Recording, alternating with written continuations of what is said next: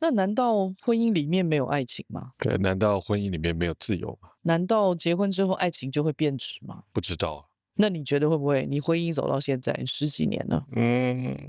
我们一开始有爱情吗？好了，我们这一集就录到这里。我们一开始有爱情吗？这句话你问得出口？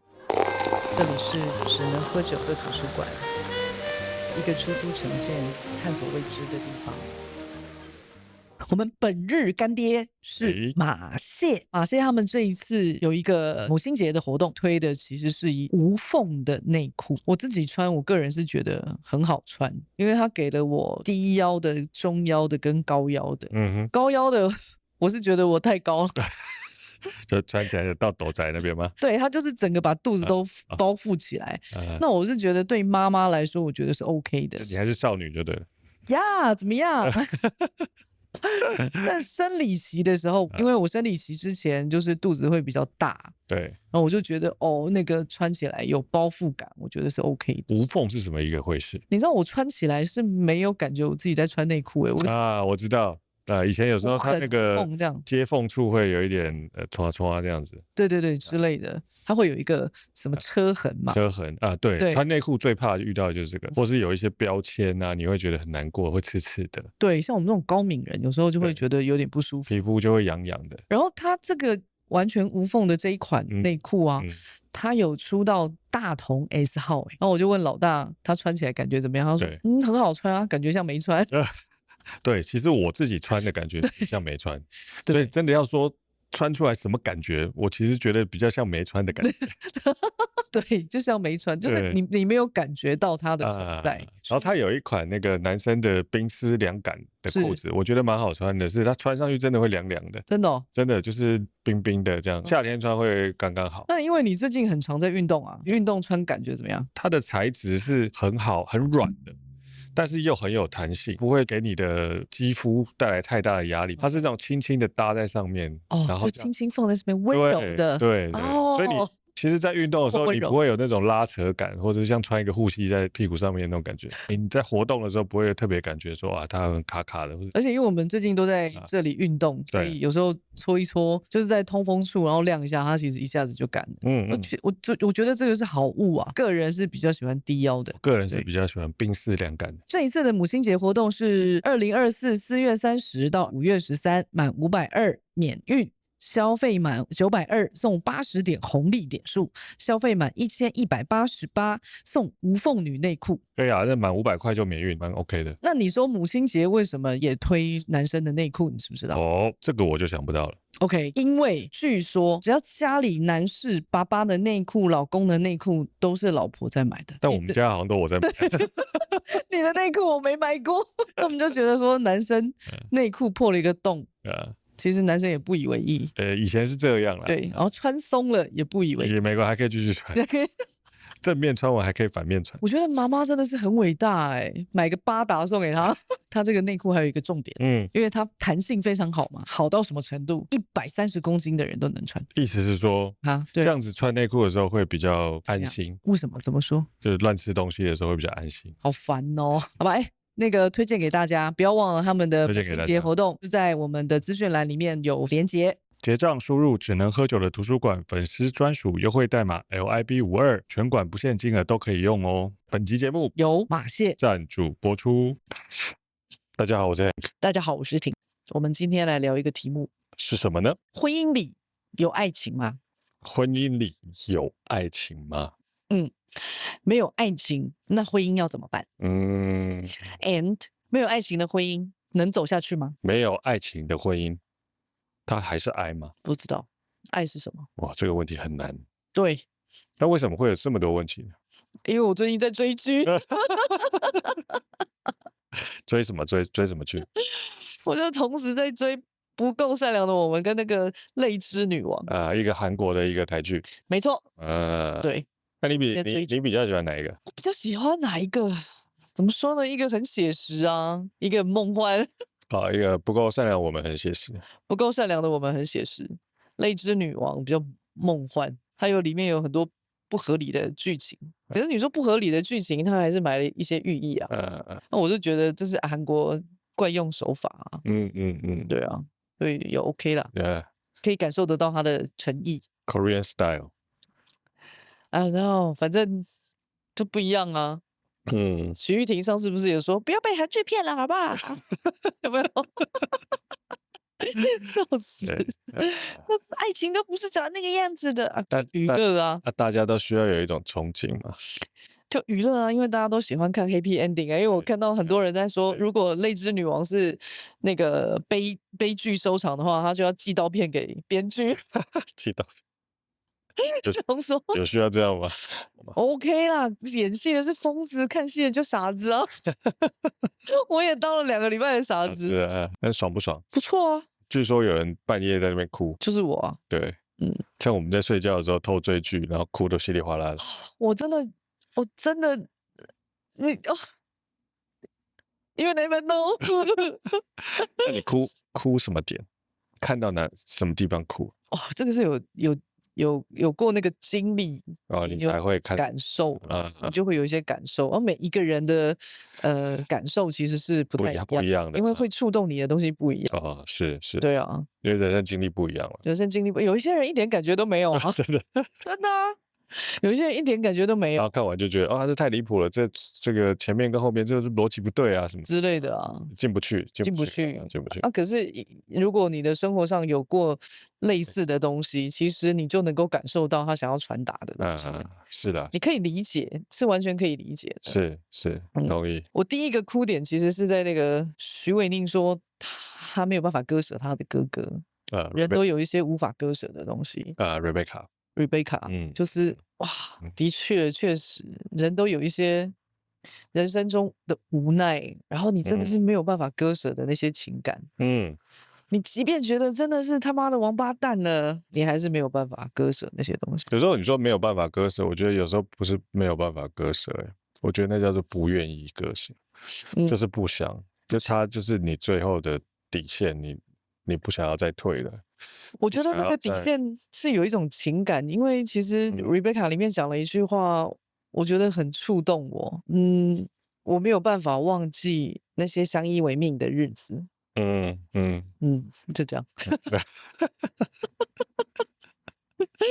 对，每一个人的过往都是不一样的，都不一样啊，不一样，所以每一个人看到的点不一样。对。然后哇塞，那7、8集真的是把我搞到生气耶！我哭到想起来打电话给徐玉婷。我没有要寄刀片给他，我心里想说你为什么那么狠？狠人，是个狠人。那我很想看他剪掉的到底是哪些东西。那应该蛮多的齁。一定很多啊，因为他只能剪出8集啊。对，理论上要剪掉应该蛮多的。很多，而且他还有时间的限制。很想知道他把剪掉的东西再组起来会变怎样？会变一个新的一集。不知道。我会不会哭更惨？但是我看完之后，我就在想一件事，就是会不会大家看完之后更惧怕婚姻？但还没有结婚的那些人，因为这2部剧同时在谈论的都是婚姻嘛。对。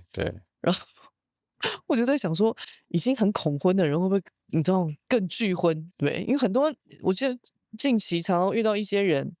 他会问说：“你们为什么结婚呢？”都是还没有结婚的人问的啊。是的，就还未知的领域总是令人感到害怕的。是未知的领域让人感到害怕吗？我疑惑就婚姻这件事情让人感到害怕。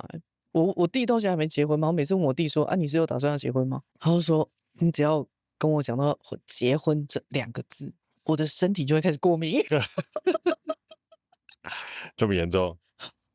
想说，因为他内心有一种失去自由的恐惧，那我就没有很懂啊，我不理解那个心情，到底有多恐惧？对他来讲，自由很重要吗？不晓得然后有一些人是告诉我说，他们现在这样子还很相爱，他觉得很好，但是结婚以后如果没有爱情了怎么办？有一些人很怕，就是结婚以后不是生小孩吗？对，然后很怕对方的称呼会变成爸爸、妈妈这样，因为婚前都是宝贝啊。对，然后婚后就变成爸爸或妈妈，生了小孩以后这样。然后他们就很怕那个称谓会改变，有人真的很害怕这件事、欸，就扮演的角色就不一样了嘛。对，但是我觉得他们就比较害怕的是失去爱情，啊，失去爱情，我觉得喜欢拥有爱情，对，因为我就跟你讲了，婚前都宝贝啊，喜欢被呵护的感觉，应该是这样说，没错对。然后你也不用什么整理家务这一类的吧，还是要啦。其实你若住在一起，还是要吧。住在一起，不用结婚也是要整理家务吧？都不用去帮别人整理哦，同居哦也是要整理家务啊，所以整理家务这同居是不是跟结婚差不多？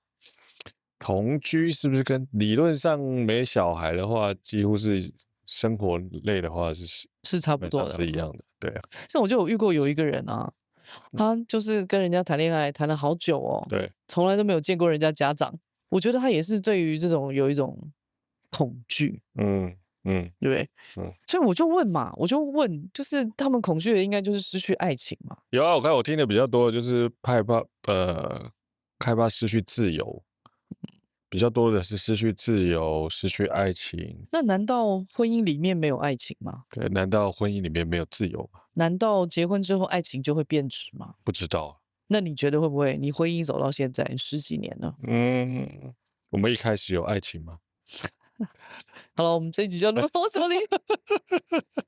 我们一开始有爱情吗？这句话你问得出口？不是啊，我的意思是说，这个听起来你是想被废你啊？那这个听起来它就是有个对比嘛，它就是一定要说啊，原本是轰轰烈烈，然后现在就变得很平平淡淡的，所以你才会觉得那个有落差嘛之类的嘛。你现在是在狡辩吗？没有啊，没有。然后，那我们先来讨论一下，我们婚前没有爱情吗？我婚前有啊，有吗？有啊，但我们我婚前质疑了。我们婚前就是平平淡淡的啊，就不是那种我们的爱情是轰轰烈烈的，还是平平淡淡？平平淡淡，哦，平平淡淡就已经不是轰轰烈烈的啊，所以我真的很衰耶，为什么？所以过渡到婚姻之后，就好像还好，那你问哦，就蛮就一样啊，蛮舒服的啊，就顺顺的这样。顺的啊，舒适。OK，所以我们的爱情是属于平平淡淡。对啊，好，我们这集就录到这。我们的婚姻也到现在就好了。轰轰烈烈、爱得死去活来那种，都要那种什么西来瓦基，然后没事就要丢东西什么，你知道，离家出走，然后各种的这种弄来弄去，然后把挽留这样干嘛的？哇，很累啊，那种很累耶。风里来火里去。对，就是听起来很刺激，这样有点不知道，可能年纪大了有点承受不起。我觉得我们爱情也太过于平淡了吧？可能我遇到你的时候已经蛮大的吧，就是你知道平淡到我们出去跟兄弟也没什么两样啊。我们一起出去玩，真的跟兄弟们没什么两样那这样也蛮好的啊，有什么不好吗？我都怀疑我是你是男的，对，然后我是 gay 的，这也不是不行。我要跟你出去玩，好像跟你一起去拔马子那种感觉，什么东西啊？好烂哦！这也蛮 OK 的啊，就是我觉得对我来讲，就是两个人在一起舒服很重要啊。那我们哪能聊婚姻里面爱情会失去吗？这件事哪能聊不出个所以然啊？因为我们的爱情就你知道，我跟他没嘞，就很像那个威士忌加气泡水一样，它是酒吗？但我觉得那个也是不知道我觉得年轻的时候都会比较轰轰烈烈，比较激烈啦，稍微啦。那我真的认真问你了哈，就是说结婚之后爱情真的会变质吗？你觉得以客观来讲，哪有什么客观？对，哪什么变质吗？我觉得不能讲变质，要讲淬炼啊，什么意思？就它不变质，通常是原本是甜的变苦的嘛。就它是转换，比如一个东西，我知道原本是甜的，然后后来变酸掉了的味道，所以大家要变质嘛。OK，但我觉得婚姻对我来讲，就是可能你原本的味道，经过了时间跟各种这种东西，你慢慢的会去萃取出它最精华的部分。精华的部分就是少掉比较多杂质。那本来的杂质是什么？本来的杂质就是有很多你觉得的自以为，或者是你觉得对方应该是什么样的那些东西，就会慢慢的被删去。删去，就是应该也不说删去，它就会慢慢的被你理解。理解。听起来我也不知道我直接讲什么东西。我没有懂哎，再说一次。就我的感觉啦，我个人的感觉就是，原本你对爱情会有很多想象嘛，嗯会有很多不管对自己或是对对方，在一段关系里面，的样态都会有一些期许。 ，OK，对，那你进入婚姻，经过长时间的相处的磨合，嗯慢慢的去理解每个人的难处，对我来讲是这样啊。嗯然后还有去理解你自己适合做什么，不适合做什么，然后慢慢的，我也不知道我自己在讲什么，就是让你在这个关系里面，你会慢慢的去找到你自己最舒服的位置。就原本谈恋爱的时候，我觉得大家，我自己觉得有时候还是会蛮多时间是，譬如说在争夺一些主导权啊，争夺做一些多余的事情啊，做一些你根本不是这么有能力做的事情。你有吗？有啊有啊有啊，真的哦？难免都会有啊，那你做了什么？我怎么都不知这道。不多了，但是就你试着说说看。要想一下你说，你是不是不敢说？啊，你是不是？我没有不敢说啊，那你说，你先讲一下吧，你自己的感觉是什么？你觉你说婚姻里面有爱情，对啊，我不晓得啊，我都不知道爱是什么，怎么会问我？而且，因为我常听人家说，就是结婚之后爱情会升华，呃然后我一天到晚在想说，那什么升华啊？嗯我就没有懂啊，我到现在还是没有懂什么意思诶。所以我在看这两部剧的时候，因为泪之女王他们的婚姻是这样，就是他们婚前是相爱的，呃，然后结婚之后就变质了，对真的变质，就是对从很甜，然后变得很苦，就是原本很相爱的人，然后他们因为小孩流掉的关系，然后感情就开始慢慢变了，分房睡，然后就开始没讲话了，对吵对架，然后就一直变，然后这个婚姻就变质了。然后他们常常在讲一些唯心之论，嗯就是口嫌体直症啊。嗯，所以那个讲话很多东西都言不及义，然后不然就是把心里面有很多愤怒表达出来，可是内心有更多的感触并没有分享，这样有各种情绪了，就是他都把它压抑住了，都把它压抑在心里面，然后两个人就开始无语。因为这部剧就是变成是在经历过很多风风雨雨的这个过程当中，慢慢的再把爱情找回来。但是因为看到最后，我就在想说，慢慢的把爱情找回来，就变得很浓郁，因为互相的理解了对方嘛，然后也互相能够体谅对方，然后那个理解是有人先愿意沟通了，有人先愿意把他的情绪说出来了，然后我们才知道说，哦，原来我是这样想的，原来他是这样想的，他依然爱我，那个爱情的模样其实是没有改变的，这样，之类的。所以你会想到现在，我还是不知道爱情到底是什么。就不要试着去定义爱情了吧。我不懂爱情啊，我说真的，所以我一直没有办法理解人家说爱情就结婚之后爱情会升华啊。那我这样问好了啦，哎，婚前你觉得你爱我吗？婚前还好，是不是？还好，那个还好，形容一下什么是还好？就这个人不错，我是不是你兄弟？你自己说。你说，我说我每次跟你出去玩，是不是就很像我是你兄弟一样？这个形容有误吗？你自己摸着良心好好想一想。对，婚前觉得这个人不错，但没有爱，不，你要硬要说什么没有爱，我觉得那个都是比较级，不是就跟你自己比较啊，不然你怎么说得出来？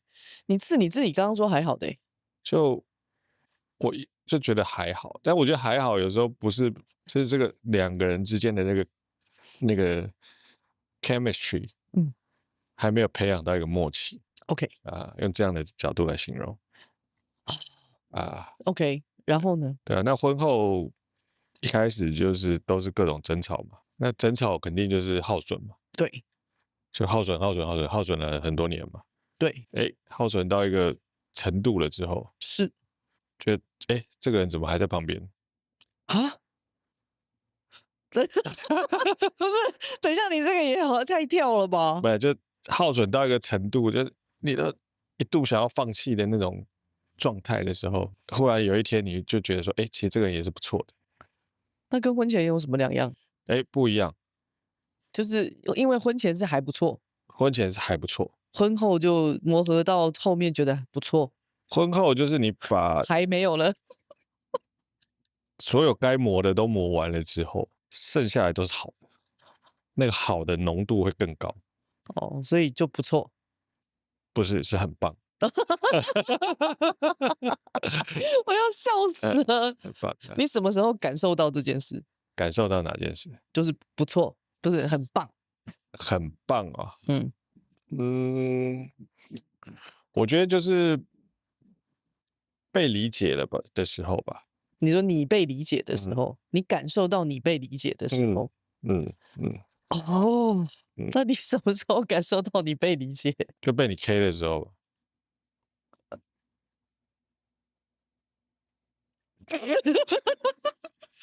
对啊，这个我要跟你喝一杯。然后刚开始被你 K 会有一点堵然，不是有一点是很堵然啊，没送。被我 K 的时候，怎么可以这么好笑？所以你也是 M 体质哎。对，刚开始被 K 的时候会没送，那 K 久的时候觉得，其实你还真蛮理解我的，蛮好的，不错。是不是？我不是乱 K，好不好？我是认真 K。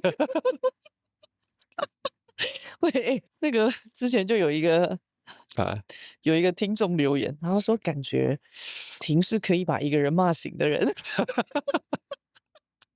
哦，可以，笑死我了，我快笑死了。他可以把你内心那一股沉睡的力量唤醒。你已经睡了一辈子了，你遇到他20分钟，你就可以被唤醒了。那绝对是电到你不要的。对，我也是对症下药的好不好？是，拜托。而且你心机很重，你顺便讲一下坏话，反正这不是掉婚姻吗？找死哦！怎么样，心机多重？因为我刚认识你的时候，你超温柔的。你要讲几次？这一定要跟大家讲啊，这前情提要啊，陪在我身边好几年，我一度以为怎么样？接下来人生够懂啊，你就不适合啊！没想到结了婚之后，完全变了一个人。你不适合对你百依百顺的人啊！你相信我啊！这倒是啊，对，这倒是。这几年你就无聊去了，我告诉你。对，我怕无聊，不行。对啊，你以为嘞？不要想太多，好不好？要认识自己。你今天是第一次这么剖析吗？这第一次是这样讲啊，因为我没有想过这些问题啊，我没有认真想过这些东西。而且，但是我觉得好奇的一件事情，中间的过程，我有这么多次已经举白旗投降，说我要放弃了，你为什么还没有要放弃的意思？为什么没有要放弃？好问题。你怕再也找不到这么好的兄弟了？那倒不是，应该说，我觉得你是值得我再继续尝试跟你继续走下去的那个人。为什么？因为我觉得我们两个不管在状态也好，或者是经历也好，或者是一切的东西，我觉得都还蛮步调是一致的。刚结婚的时候可能还有很多的意见相左，还是会有很多的试着要磨合的地方，各种零零角角的地方，但我总觉得除了那些争执以外，跟你在一起相处是非常非常舒服的。那我觉得那个东西是真的，因为那有时候在一起相处很舒服，我觉得那个是很尊重对方，比如说，那也很尊重自己，所以不管怎么样，我觉得这都是很难得的体验。什么是尊重对方跟尊重自己？我觉得跟一个人在一起要很舒服，很多时候是有自己想要做的事情，也尊重对方想要做的事情。所以那在一起就会很舒服嘛。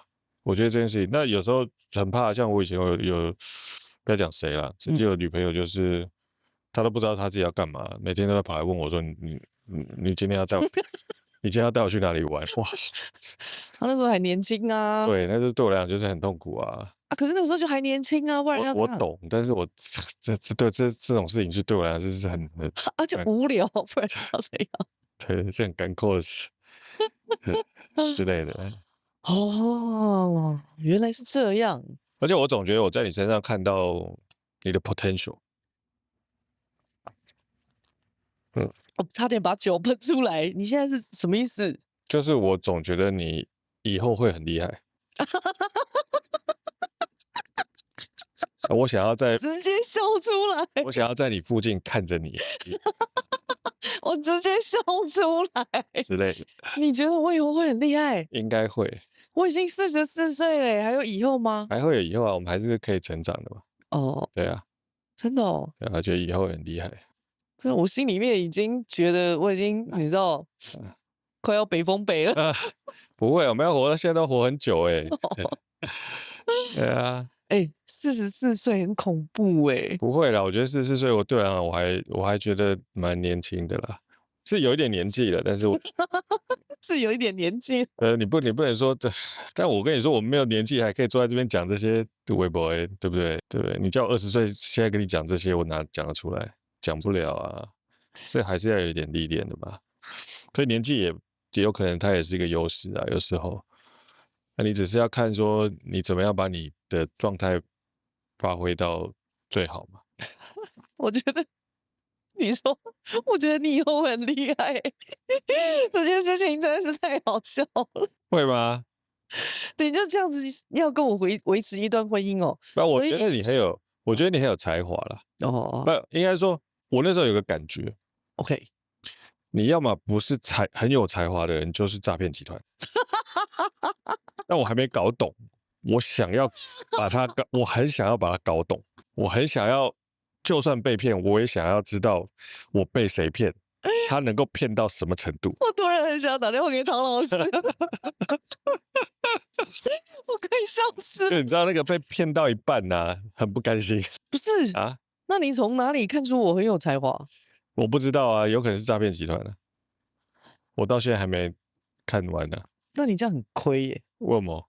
不你会啊，花一辈子的时间去搞懂你前面这个人到底是有才华还是这个诈骗集团，啊不，真的要笑死！那就赌赌看嘛，就是这样啊。看，那你也赌太大了吧？弄起波啊，赶快的。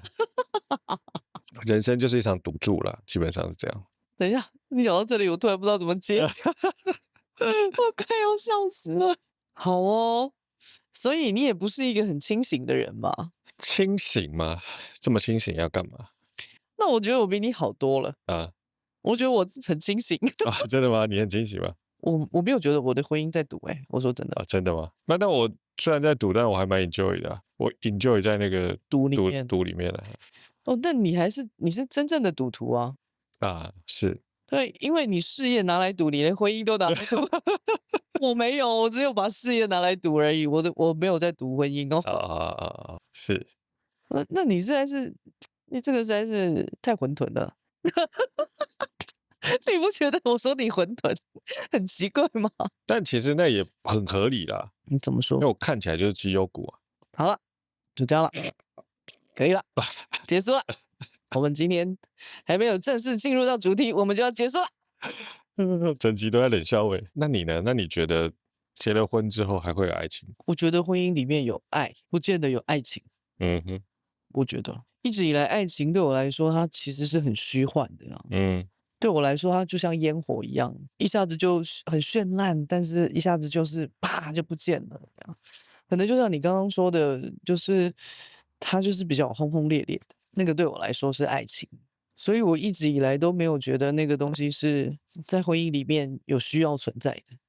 但就我自己经历过婚姻之后，我觉得婚姻里头是有爱的，否则不会有你会愿意去接受那些磨合。嗯我觉得那些东西其实会淬炼出的是爱，嗯那些升华的东西是爱，嗯但跟爱情不一样。嗯哼因为在爱情里面，你不会有很多的退让，你会有很多的骄傲啊，嗯你会有很多的自己。可是，在婚姻里头的那些爱，其实有时候，因为你一下子要扮演太多的角色了，那可能跟你原来的自己不太一样。可是你淬炼出来之后，那会是更好的你。但是你知道那个过程，我单单讲，就在这个过程里面，那个淬炼出来的东西，我觉得是爱啊。嗯，有时候我就觉得说，我小时候年轻的时候，我也希望有一个人是可以呵护啊，或者是疼你啊，或者什么，就是很轰烈的那一种啊，然后可以把自己当成是公主啊这样。可是结了婚以后，我觉得我没有这种心情我慢慢去感受到日常当中的那些点点滴滴。就你现在没有被呵护的感觉吗？没有啊，我一直以来都没有。抱歉，太抱歉了，不好意思啊，我一直觉得你把我当兄弟。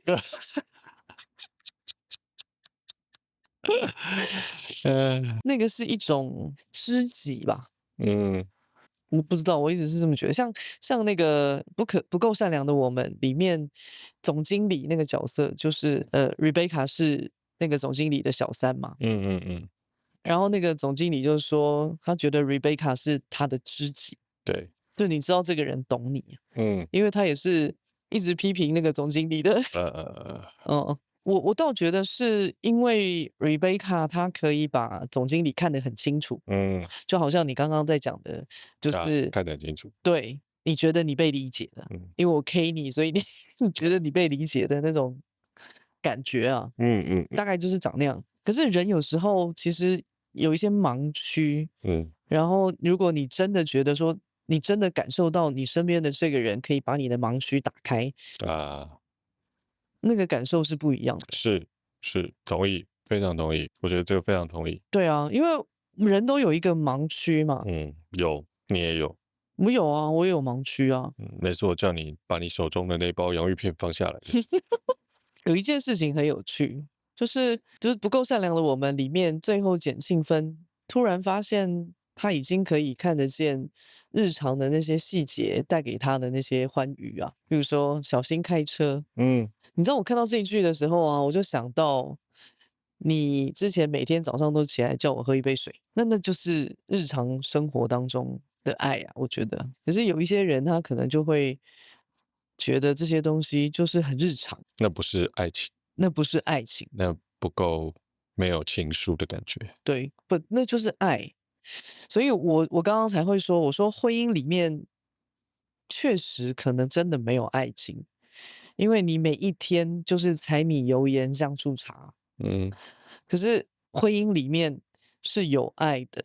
那我用另外一个角度在看这个事情，嗯就那个爱情可能不是你年轻的时候憧憬的那一种爱情，但是它可能是爱 and 情趣，它会有很多因为爱而产生的不一样的情趣，是在点点滴滴的细细碎碎的生活感里面，你必须要花时间去体会，花时间去感受。有时候只是一个小小的昵称，一个小小的称呼，一个小小的动作，那一切的一切，它其实都包含了很多的爱跟很多的情趣。你说哦，情趣不是情对绪，对嗯，对，它可能你是说胖咪吗？对之类的，就它是一个就是生活情趣嘛。有的时候你不会特别珍惜，嗯那忽然那天那个人走了，你会忽然很怀念嗯，之类的。会，这个是会的。对啊，这我确定。我觉得婚姻里面呢，其实比较重要的还有一件事情，就是如果不想让这个爱消失，有一件事情很重要，我觉得是沟通。我真心觉得这件事情超级重要的，嗯就把你自己现在的感受或是你的不开心，你一定要把它说出来。不以这两部剧为例，我觉得我觉得我身边就有一个例子是这样的，是我表姐。他跟我表姐夫就是长期疏于沟通，嗯而且他们是分隔两地，是因为那个自己家里面的事情的关系，所以分隔两地，并不是因为吵架所以分隔两地。对，那我表姐夫在前期都还是会每个星期都会回去看他，回去陪他这样，然后有一阵子就突然间就没有了。就都不回去了，那他们一定是有一些吵架嘛，那一些争执，他们有一些争执，然后那些争执其实就是因为我表姐夫他可能你知道玩股票不知道之类的啦。Anyway，反正我表姐夫那一阵子就是因为他自己有很多事，然后他也不想跟我表姐说，他一可能怕我表姐骂他，二可能怕我表姐担心。那他就把这些事情想要男人呢、想要自己一肩扛下来，可是他又说不出来。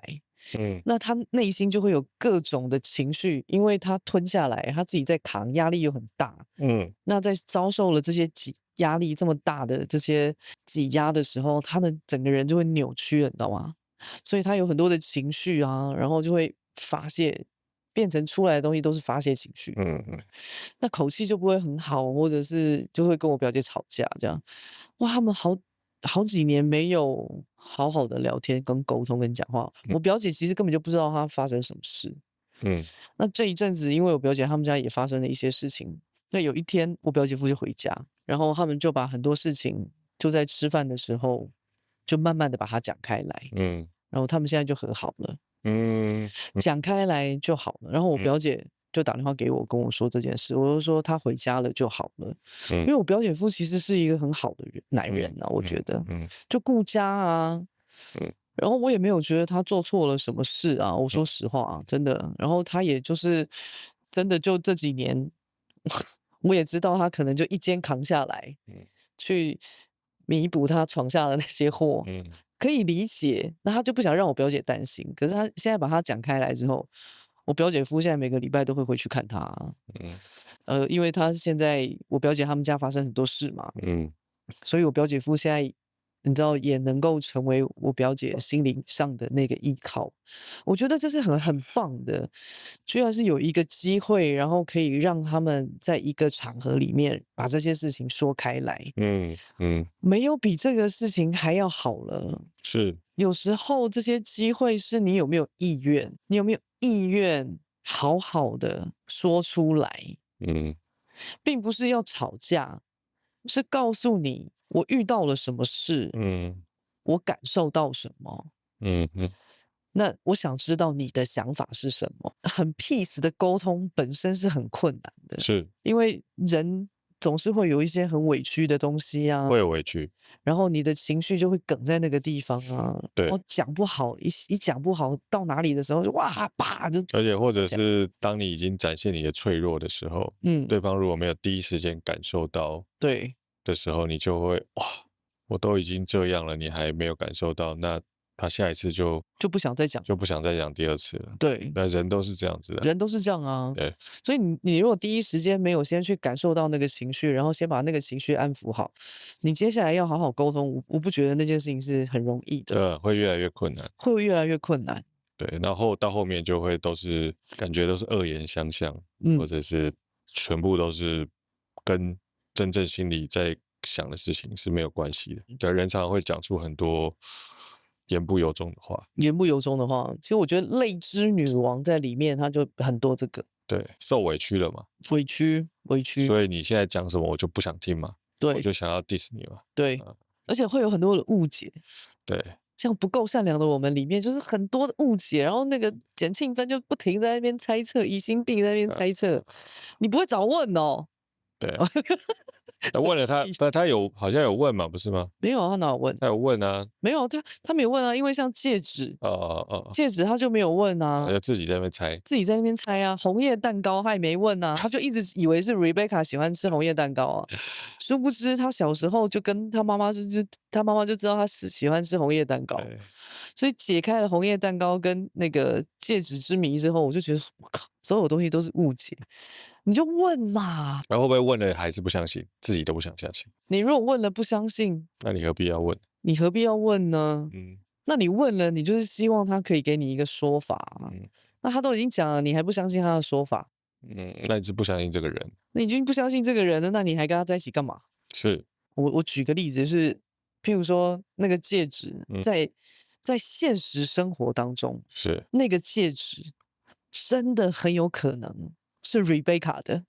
OK， 因为有一些男生就会看嘛，小时候都买了，我就舍不得，舍不得，舍不得，就会有人这么驴，而且还可以用嘛，他也还再怎么样，他还是个戒指。对，他有人就是会这么驴，驴成这样。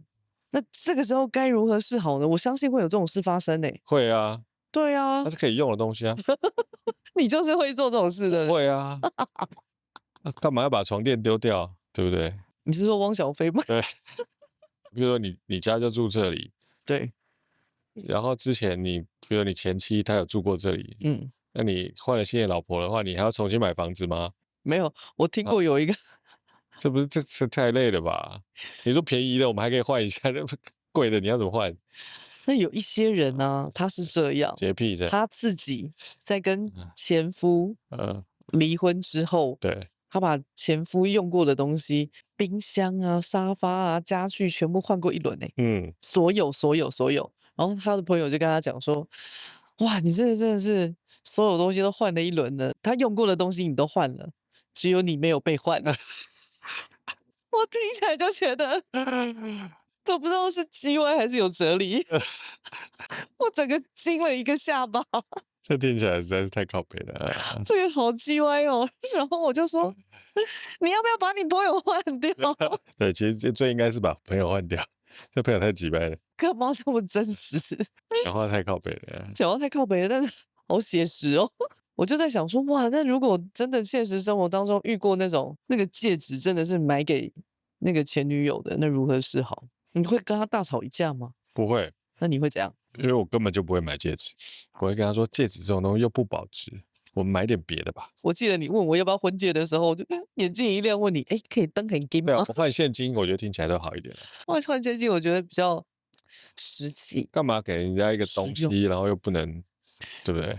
他又不戴怎么办？对啊，对啊，因为用得到才好。那有些人就是很介意那些东西啊，什么戒指啊、婚戒那种啊，对不对？我连收过你一条项链、一条手链什么都没有，好像有吧？没有好我吗？有去买那个，哦，你说潘朵拉吗？对啊，有哦啦，有几颗？有吧？有，我有去买一些配件给你，还是什么？ 2颗还3颗？对啊，特别的 special 的。你知道你开始送我东西这件事情啊，真的就是在婚后你婚前都没有你知道婚前我就是没有跟你有谈恋爱的感觉，完全没有啊，我就觉得我像在打仗，兄弟，现在的婚前我状态没有很好，就是了真的不好。是不是？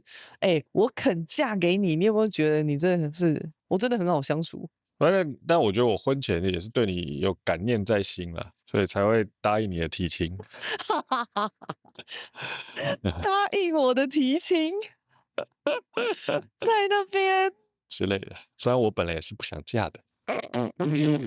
其实我觉得结婚并不是这么的可怕，但是比较可怕的是，在结婚之后，你一下子要扮演很多的角色，这件事情其实真的蛮可怕的。因为本来是2个人的事嘛，然后后来变2家子人的事，对然后后面还多了，还可能还会有小孩，还会有什么的，对，会不会？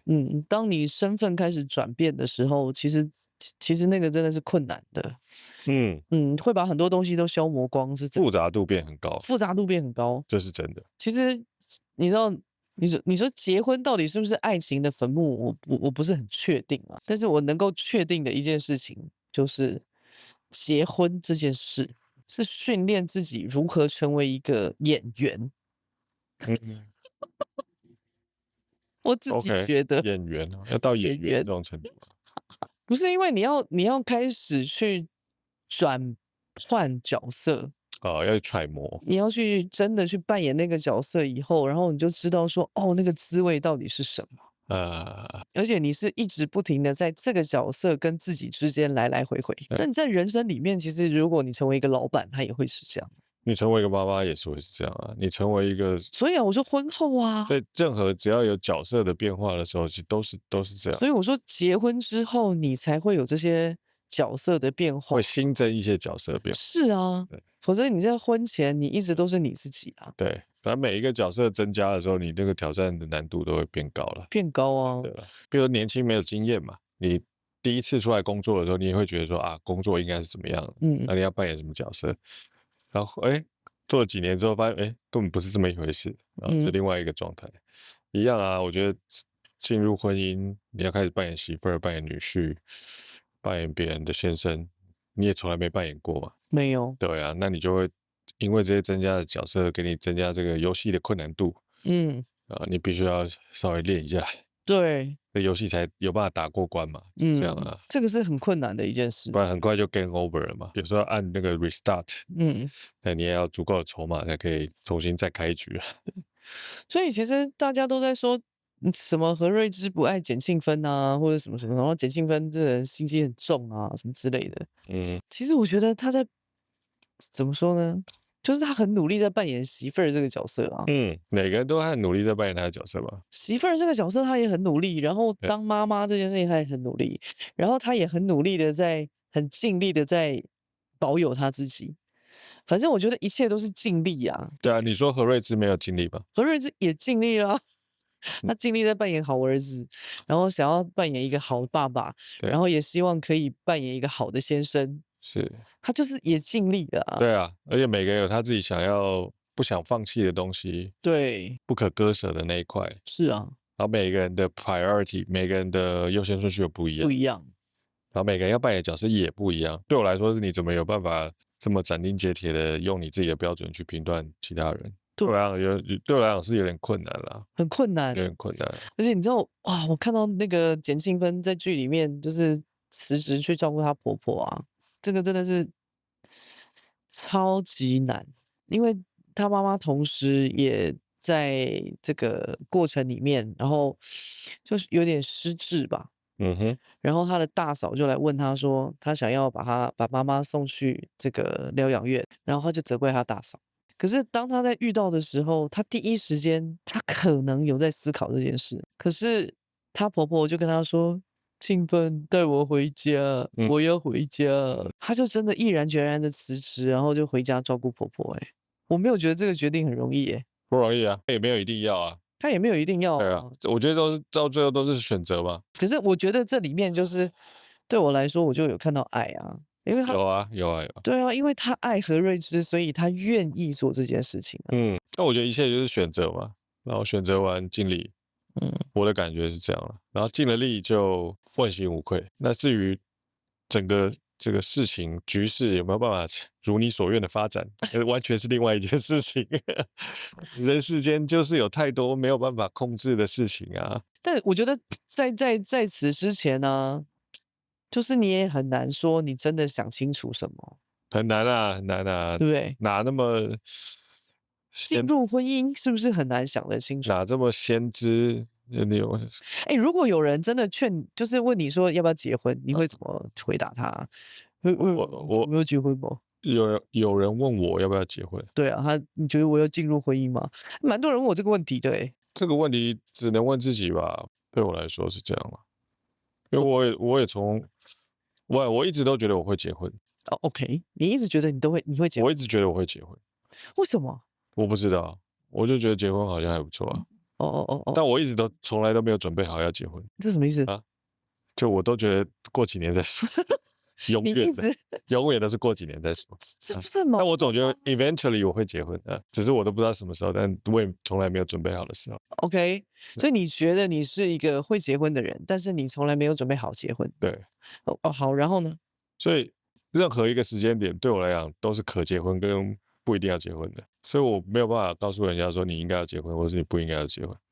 但我总觉得那个有时候在需要做决定的当下，如果那个 moment 你有某一种 hint， 或是有一种直觉的告诉你说要怎么样做，你就那样做吧。因为我觉得人生的决定都是困难的。那你当下做结婚这件事情的判断是什么？跟决定又是什么？我觉得你不错，就这样。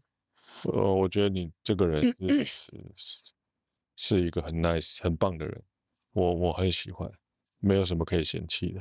当时了，你想怎样？要补一下，干，你是不是很想讲什么？没有，我没有讲什么。当时没有什么好嫌弃的啊，是真的。那你觉得婚姻里面最难的是什么？我觉得婚姻里面最难的是感受那些所有的日常。因为有时候你会觉得日子就是这么平淡，你会无聊。有一些人真的是这样，就平平淡淡的不好，就希望有一些起起伏伏、轰轰烈烈。然后希望，我就看到有一些男生每次都这个在结婚纪念日的时候，一定要记得订餐厅，然后带老婆去吃饭，然后有一个就是仪式，这样。有些人是这样啦，有些人是这样，有些人很在意啊。有些人是对，因为你每一天真的很平淡，就是上下班非常的无聊，然后每天也是就是柴米油盐酱醋茶，没有卫生纸了要去买，然后什么东西没有了要补给，然后洗衣服、洗衣服，做家事。要干嘛干嘛干嘛，这些全部都是日常啊。所以其实我觉得婚姻里面最难的一件事情，就是去感受那些日常，还有去沟通。我觉得这件事情本身不容易，而且之前我有说过，我说因为你进入婚姻，你还是会有事业上的追求嘛。会。不管是单方面的事业上的追求，自我实现的追求，对，或者是双方的自我追求，就是在事业上的自我追求。因为现在有一些女生，她还是会在职场上，她还是有一些自我追求。那有一些是没有的。然后老公每天就出去外面赚钱，这样。那我有遇过一些人啊，老婆都在家里头，对，那他就是在外面工作。我常常看见那些那种老板级的人物哦，很妙。他外面就是会有一些知己，红粉知己，他们所谓的那些红粉知己，然后他很喜欢跟他们聊天，他会跟他们产生感情。然后我就在旁边看说，为什么呢？因为回家，我老婆，我如果跟她讲工作上的事，她也不会懂。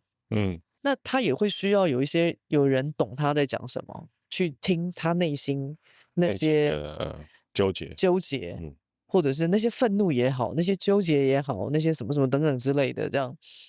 所以你会看到很多人都会有红粉知己那就觉得很奇怪啊。然后你就问他说：“哎，那你还爱你老婆吗？”爱啊。但是我就会觉得这爱好扭曲，这是什么？我也看不懂啊。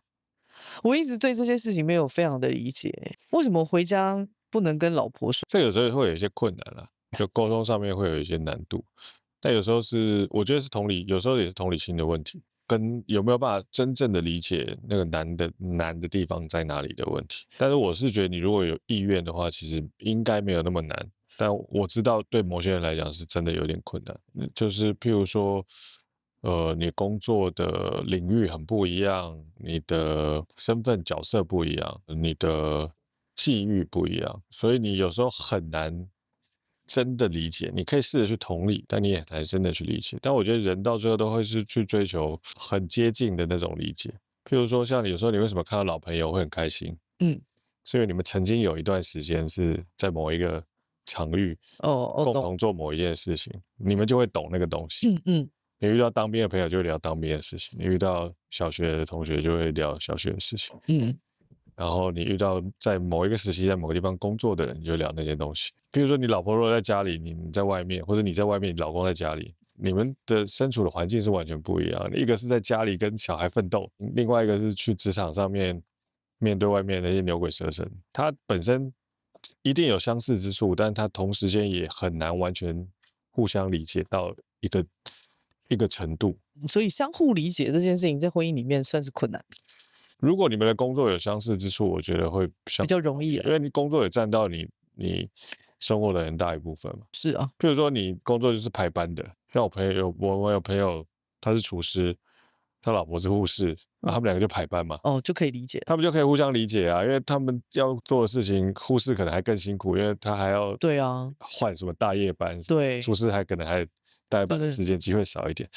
那总是至少你是排班，你就会知道说啊，这个人困难之处的。那我觉得大家就是很希望自己困难之处是人家可以理解的。对啊，的确是这件事情是需要的，它是需要的。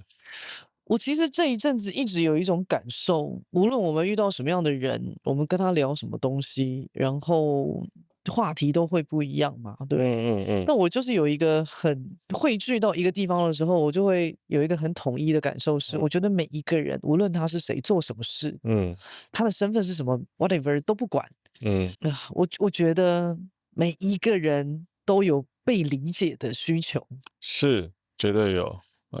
遑论在婚姻里面，你跟他这么近，每天睡在一起，然后你如果都不愿意理解他，我觉得那真的是很痛苦嗯，是蛮那我觉得只要你有意愿，就算没有办法完全理解，我觉得他可以感受感受到你的意愿。他对虽然知道你，他虽然知道你可能没有办法真的完全体会对他在外面的惊涛骇浪，或者对是有多么的辛苦，我觉得意愿是可以感受得到的。是，我觉得，人跟人之间相处，我觉得都是意愿。但我觉得这件事情实在太困难了，因为有时候你知道，我也听过老婆讲过什么，讲过就是你看他都在外面啊，他也不知道我在家里面有多辛苦啊，嗯，在家里其实也蛮辛苦的，有时候。对。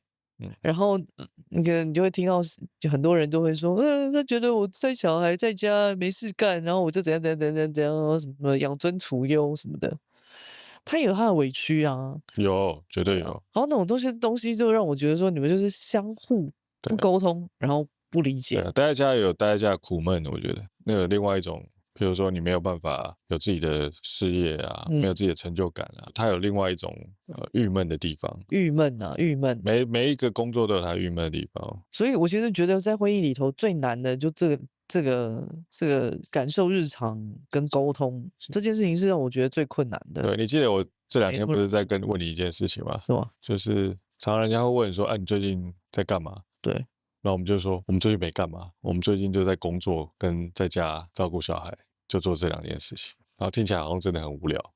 嗯，可是我觉得我好忙啊。对，但你仔细去想一想，其实你也做很多事了。是啊，我很忙哎。其实你仔细去想一想，你就只有工作跟在家里照顾小孩，其实你的收获也是很多的。嗯你经历了很多你从来没有的体验，你看着小孩一天一天长大，然后看着你在做的工作慢慢的从谷底慢慢爬起来，嗯还不见得有多好。这个其实它都是很多很多的感受，很多的滋味，很多的细节，其实它都很棒。我有一天在想说，我们其实好像没有干什么真的很有聊的事情，我们没有出国，没有出去玩，但其实我们每天都在体验人生，每天都在做很多不一样的事情，都在扮演不一样的角色。这一切的一切，我其实都觉得，就是如果我过20年回来再看的话，我都会觉得这一切都是蛮值得的。我不会觉得这段时间是浪费的，或者这段时间是没有意义的。不够善良的我们里面的 Rebecca 其实是被减进分羡慕的一个人，嗯然后就会觉得说，他被何瑞芝爱着当初，然后他也过着一个光鲜亮丽的生活，对，因为在工作上很有斩获。可是殊不知 Rebecca 心里面的向往，其实是每天的五菜一汤。我们都在羡慕围城外的人生。我们之前有说过嘛？对对，我们还录了一集啊。对，你因为浪费了那个去羡慕围城外的人生，你没有好好看你围城内发生什么事，没有去感受那些细节，这件事情其实是比较可惜的一件事。是所以我就说，去感受那个细节，其实是婚姻里面最困难的那些日常，日常不容易呀、是日常不容易的，有时候我不容易只是跟我女儿一起走路去买自助餐，在走过去可能5分钟、10分钟的过程，她在路上问了我一个问题，我回答她一个答案，我都觉得那个东西是很可能没有讲到什么，但它本身也代表了什么。那有时候我觉得是视角的问题，就是你怎么去看待你现在在经历的这些很平淡的日子，看似平淡无奇，但它其实是有很多滋味的。可能我觉得到我们这个年纪，会越来越能够珍惜跟理解这件事情。因为前面经历过太多风雨了，不然觉得那样也没有很舒适。就很不舒适，就希望风雨可以小一点啊。对，有时候岁月静好，难道不好吗？是啊，是啊，是啊，撑个伞，那个伞都会散掉。山里面都会漏雨。对啊，哇塞，那真的是真心难过啊。对啊，我只是一直觉得说，珍惜这件事情很重要啊。珍惜，懂得感恩，懂得珍惜。真的，但我觉得你要曾经经历过那些破碎的时候，你才更能够珍惜那些相对平静的日子。我觉得是这样。是啊，就你要打过仗，你才知道和平不容不是容易的。我问你一个问题，好，你问。对你来说，嗯，爱是什么？我认真说，我真的觉得我看完不够善良的我们的时候，我真的问不出到底爱是什么。你知道，我可能有一阵子我问不出来这句话。我认真的说，谁到底能懂爱是什么？虽然我一直问别人，那就是因为我不懂。我借由问别人这件事情，我想要去理解，但没有人真的懂爱是什么。说真的，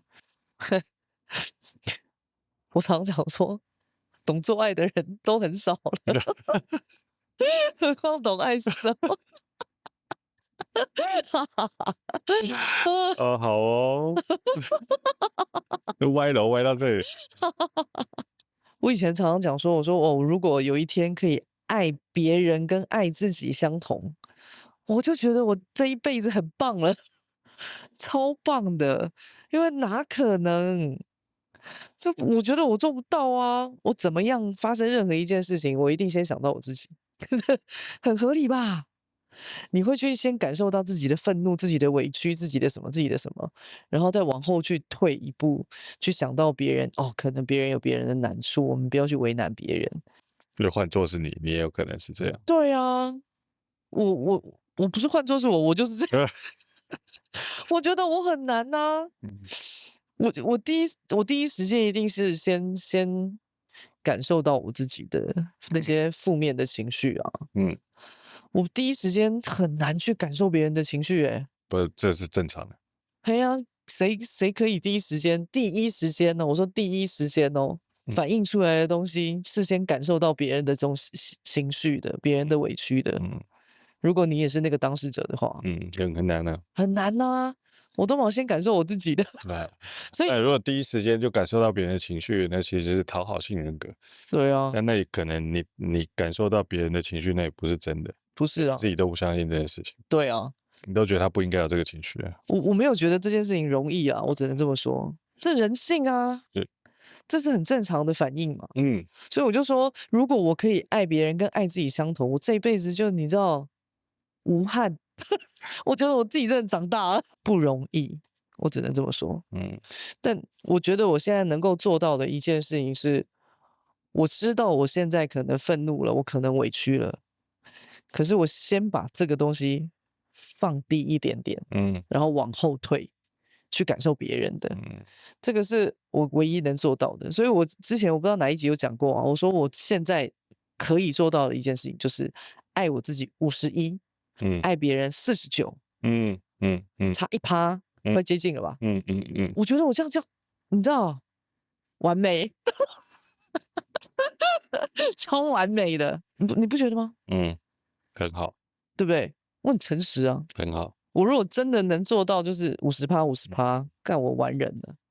那不然那不是我，抱歉，我做不到。所以你说对我来说，爱是什么？